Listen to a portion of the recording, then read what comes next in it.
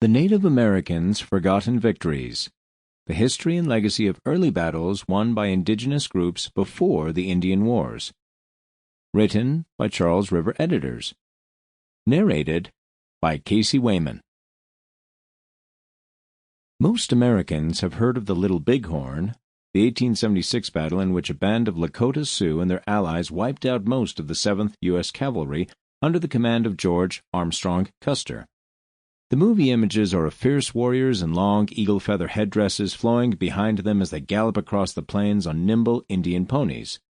In fact, many Americans know the names of the commanders who beat Custer, most notably Sitting Bull and Crazy Horse, and there are famous photographs of the stolid-looking, copper-skinned Sitting Bull participating in Buffalo Bill's Wild West show.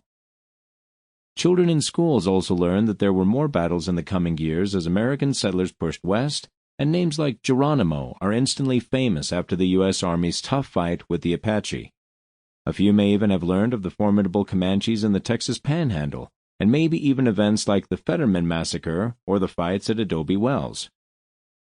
Today, far fewer people are familiar with the conflicts that took place east of the Mississippi before the Indian Wars of the late 19th century, fought in the forests and woodlands rather than on the prairies.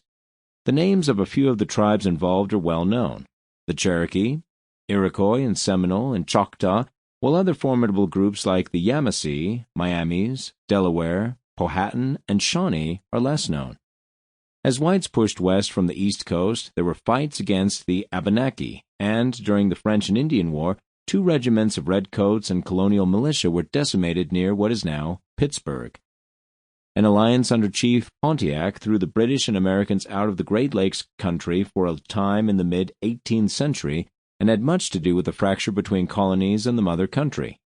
And tribal leaders like Blue Jacket and Little Turtle waged bitter wars in the old Northwest, including inflicting the worst defeat ever of the U.S. Army at the hands of Native Americans. While these battles are more historically obscure due to the passage of time and not as well documented, they were also far deadlier and involved more personal hand-to-hand combat. Flintlocks and tomahawks were used by both sides, and the fighting was most often on foot, relying on stealth instead of charges on horseback. Raids on frontiers in the East killed thousands of settlers and sometimes pushed the edge of settlements back 100 miles as the Native Americans and whites fought in the region for nearly 3 centuries. The First Abenaki War. When asked what the bloodiest war was in American history, most people would quickly say that it was the Civil War, from 1861 to 18... Sample complete. Ready to continue?